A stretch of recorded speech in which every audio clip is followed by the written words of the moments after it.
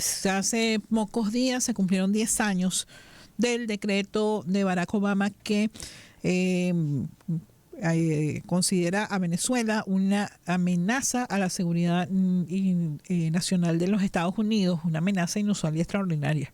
Y en eso tenemos 10 años.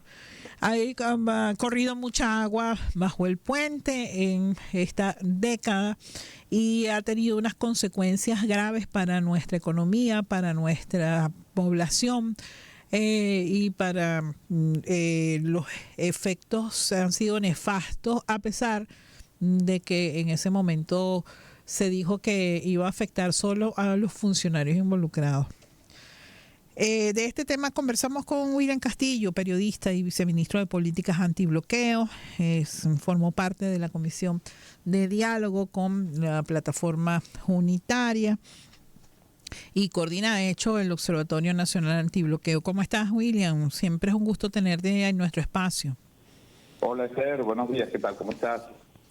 Bueno, hemos estado todos estos días comentando con nuestro público el tema de los 10 años de este decreto y hacíamos referencia a una nota que publicó en su momento el portal de BBC anunciando las medidas y que además he dicho varias veces que causa risa ver los comentarios que hacían funcionarios estadounidenses en ese momento de que eso no afectaría a la economía ni al pueblo de Venezuela, que solo afectaría algunas áreas, pero bueno, tú tienes una idea mucho más precisa, porque todos los demás lo hemos sufrido, pero no tenemos los datos exactos de cómo hemos sufrido todas estas medidas que se desprendieron del decreto de Barack Obama en 2015.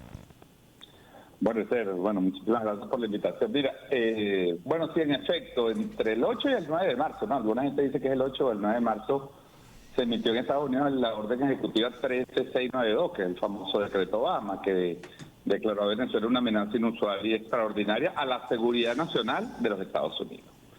Eso es una cosa muy común. Para Venezuela eso quizás, como no se entiende un poco cómo funciona la legislación en Estados Unidos, podría parecer una declaración política, pero realmente cuando Estados Unidos decide diseñar un programa amplio de sanciones contra un país, primero lo declara una amenaza inusual y extraordinaria. ¿Por qué? Porque eso habilita cualquier acción para mitigar esa amenaza. Es decir, Cuba es una amenaza inusual y extraordinaria, Nicaragua es una amenaza inusual y extraordinaria para los Estados Unidos, Venezuela también es una amenaza inusual y extraordinaria. Imagínate eso, ¿no? Entonces, a partir de ahí se habilita al presidente de los Estados Unidos en función de la ley de poderes en situación de emergencia para tomar medidas, imponer sanciones, dictar bloqueos, dictar otras órdenes ejecutivas. Por eso nosotros decimos que el decreto Obama se constituyó en el año 2015 en el eje, en la columna vertebral de todo un amplio sistema de sanciones que hoy va por 1028. Medidas coercitivas unilaterales, medidas restrictivas, castigos, penalizaciones, bloqueos de cuentas, bloqueo de transferencias de dinero, captura de los activos de Venezuela en el extranjero, y bueno, que empezó con como lo que parecía, ¿no?, unas medidas personalísimas y directas contra funcionarios de Venezuela.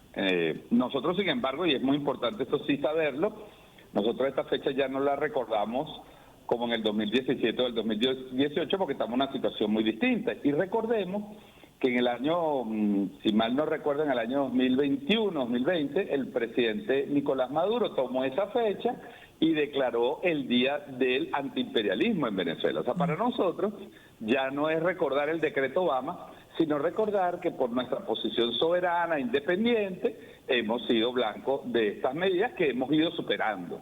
Y eso es lo importante, a pesar de los graves efectos que tuvo sobre la caída de la producción petrolera, el ingreso en divisas, la economía nacional, la caída del PIB, la migración, sobre los efectos múltiples que tuvieron esas medidas, hoy hay que evaluarlas a la luz de un proceso de recuperación económica. Y eso es importante decirlo, porque además que nuestro trabajo es recordar las cosas difíciles que hemos vivido estos años por el bloqueo, también nos interesa que el pueblo entienda que ha habido un proceso de resistencia y un proceso de superación de esas medidas.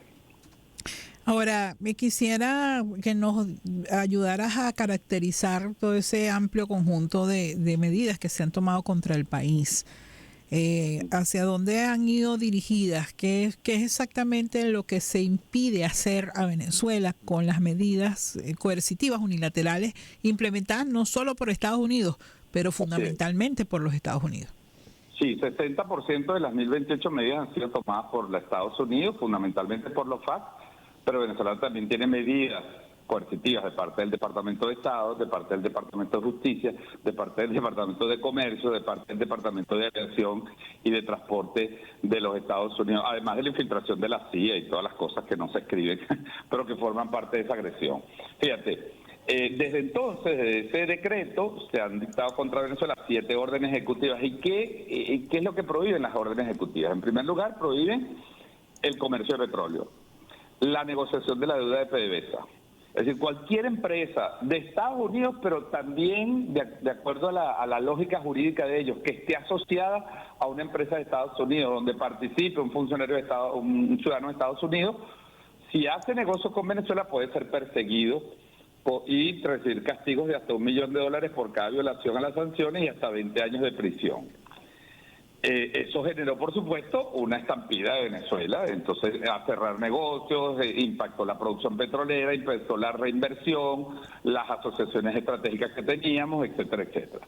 Se prohibió la negociación de la deuda soberana y de la deuda de PDVSA, por lo cual quedamos prácticamente fuera del mercado financiero, tuvimos que seguir pagando entre el 2015 y el 2017, y en el 2017 nos quedamos sin dinero y caímos en default. Entonces, bueno, somos hoy maulas, le debemos a Raimundo y todo el mundo, porque nos quedamos sin posibilidad de renegociar la deuda, de emitir bonos, de negociar nuestros bonos en el mercado financiero, lo cual, por cierto, le ha traído un impacto muy negativo a muchos inversionistas que todavía tienen los bonos de Venezuela. Es decir, hay un daño también, no solo a Venezuela, sino también a la economía internacional. Luego fueron por los otros sectores. Entonces, ¿qué dijeron? Bueno, para dañar la economía tenemos que bloquear los alimentos y las medicinas, y empezaron por bloquear las transferencias. Entonces se emitieron medidas en el sistema financiero para impedir que trajéramos medicinas, acusándonos de corrupción o de lavado de activos. No pudimos traer alimentos y el Estado perdió su capacidad, además que se quedó sin dinero, sin posibilidad de usar el SWIFT, el sistema SWIFT. Se fueron cerrando cuentas, hasta 41 bancos llegaron a retener dinero de Venezuela. Hoy todavía hay 29 bancos internacionales que tienen dinero de Venezuela y 3 organismos multilaterales. ¿Y en cuánto asciende el monto retenido? Mira, de acuerdo a nuestras mediciones, en este momento, cuando hablamos, hay $22.000 millones retenidos, tanto en esos 29 bancos como en 3 organismos multilaterales, que son el Fondo Monetario Internacional, el Banco Interamericano de Desarrollo y la Corporación Andina de Fomento, que ahora es el Banco CAF. Entonces, bueno, se nos quitó, porque es que los funcionarios dicen, no, es que no le podemos un crédito que está aprobado por Venezuela, porque nos pueden sancionar al funcionario que apruebe el crédito. Los bancos dicen, no me puedo meter en problemas con Venezuela si hago una transferencia para traer alimentos o para traer un equipo para el sistema hospitalario, porque me pueden sancionar como banco. Los asesores jurídicos de las empresas le dicen, retírense de Venezuela, váyanse de Venezuela, entonces se cerraron contratos. Incluso en el Internet las empresas empezaron a cerrar la prestación de servicios para el territorio de Venezuela. Todavía hoy entra algunos servicios y dice, este servicio no está disponible en Venezuela. Eso es miedo a las sanciones, miedo a la retaliación de Estados Unidos. Eso, imagínate que eso afectó a todo el sistema, al comercio.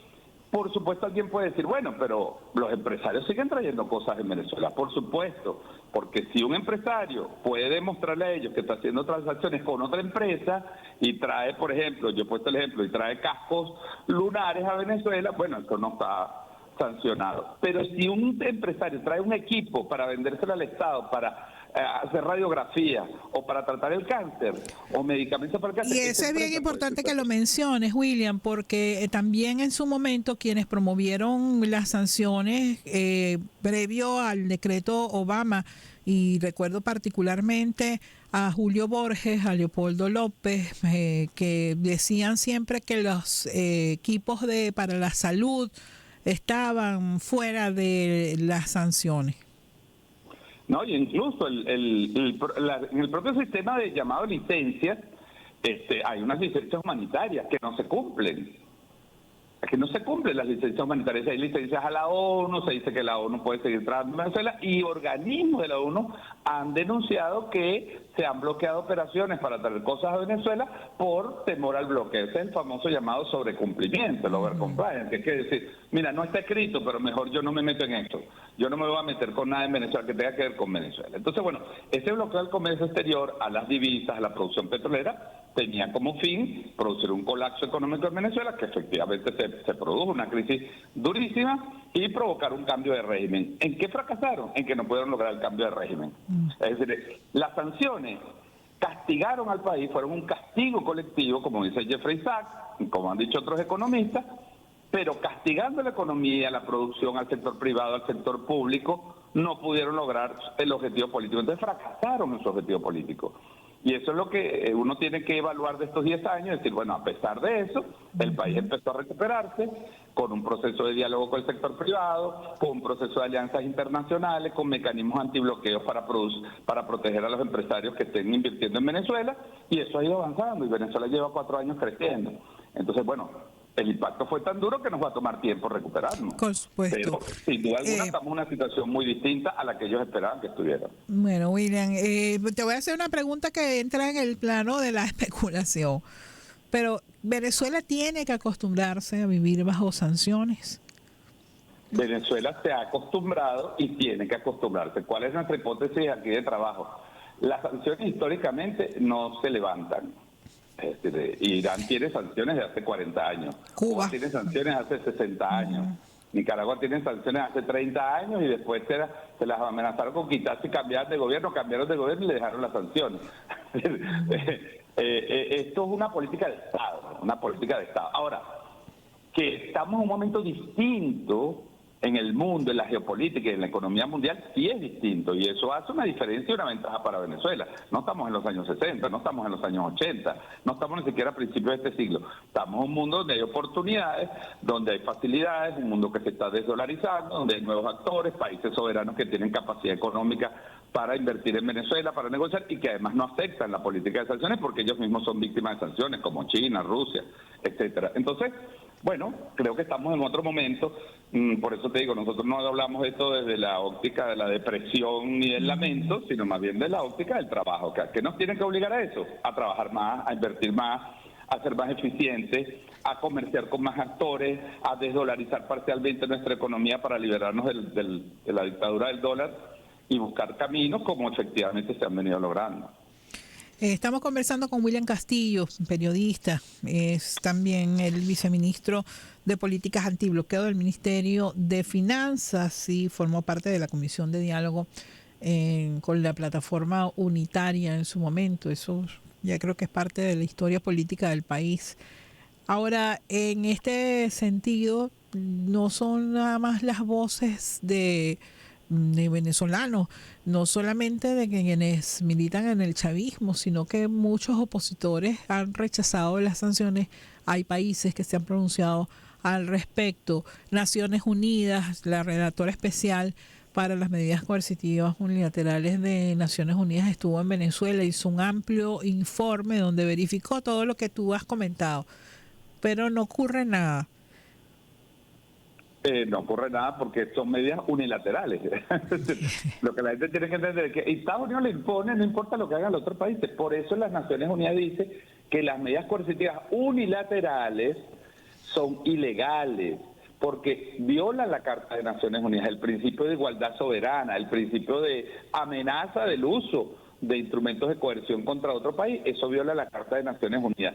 Y recordemos que Naciones Unidas solo acepta sanciones económicas si son aprobadas por el Consejo de Seguridad, lo cual no es el caso de Venezuela y no es el caso de la mayoría de los países que tienen sanciones. Hay 30 países que tienen este tipo de medidas en este momento. Entonces, nosotros nunca hemos sido juzgados en el Consejo de Seguridad, nunca el Consejo de Seguridad ha dicho hay que bloquear la industria petrolera de Venezuela, o hay que retener el oro de Venezuela en Inglaterra, o hay que robarle 1.500 millones de dólares que tenemos en Portugal, bloqueados por un banco privado, por el tema de las sanciones. Nunca ha pasado, y por eso son ilegales, y nosotros decimos son también criminales, porque al negarle el acceso a la población a alimentos, a medios materiales de vida, se puede considerar delito de genocidio de acuerdo al Estatuto de Roma. Por eso es que hemos denunciado a Estados Unidos en la Corte Penal Internacional, pero bueno, la Corte dice que no tiene presupuesto para abrir el caso de Venezuela contra Estados Unidos. Nosotros le dijimos que si nos liberan algunos recursos podemos pagarle a los fiscales para que abran el caso. Bueno, ¿qué te puedo decir, William? Yo te agradezco mucho, de verdad, que nos hayas dado este amplio panorama de unas medidas que nos afectan, nos siguen afectando. Ninguna de ellas ha sido levantada en estos años. Y quisiera terminar con tu comentario donde si quienes quieren estudiar el tema, quieren profundizar en lo que tú has comentado, ¿dónde pueden encontrar información? Mira, nosotros tenemos un portal que es www.observatorio.gov.be. Ahí está todo esto que te he dicho y mucho más. Hay una biblioteca digital que se pueden descargar libros, informes de Naciones Unidas, informes sobre Venezuela, libros independientes e incluso nosotros tenemos ahí publicados libros de personas que atacan a Venezuela porque nos parece importante que la gente lea estas cosas. Ahí está el libro de John Bolton, ahí está el libro de Mark Esper, ahí están los libros de varios de los teóricos de las sanciones donde dicen que las sanciones deben causar dolor y que mientras más dolor causen, serán más eficientes, así que yo invito a visitar y también tenemos nuestras cuentas en las redes sociales. Yo termino con una idea simplemente. Lo más importante es que Venezuela ha venido superando esto y que nuestra economía está creciendo, que el daño es muy grande y muy profundo, por supuesto, pero que el país ha superado el momento más difícil y ahora estamos... Bueno, tenemos ahí un problema con... tenemos algún problema con la comunicación telefónica. Estamos conversando con William Castillo. Vamos a ver si se logra, pero nos quedan apenas un minutico. Pero yo coincido completamente con William, con su visión del tema. O sea, a pesar de este castigo colectivo que han sido las medidas coercitivas unilaterales, sobre todo de los Estados Unidos, pero otros países también, la Unión Europea, algunos países latinoamericanos también hicieron el amago de seguir el ejemplo de sus dueños. Ya tenemos a William. William, te cerraba la idea, ¿no?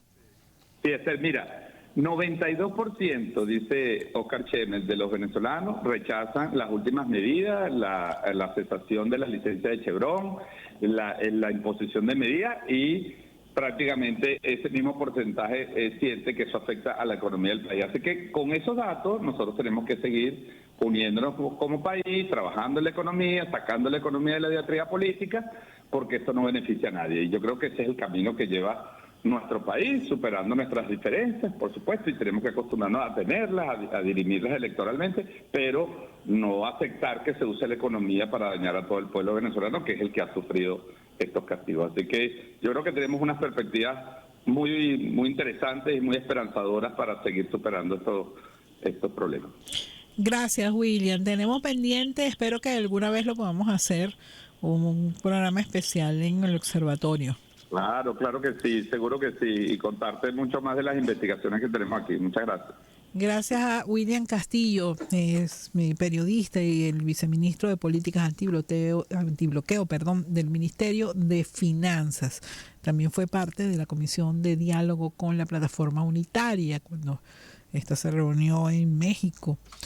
Nos toca hacer la pausa de esta hora y volvemos con ustedes en minutos. Al instante,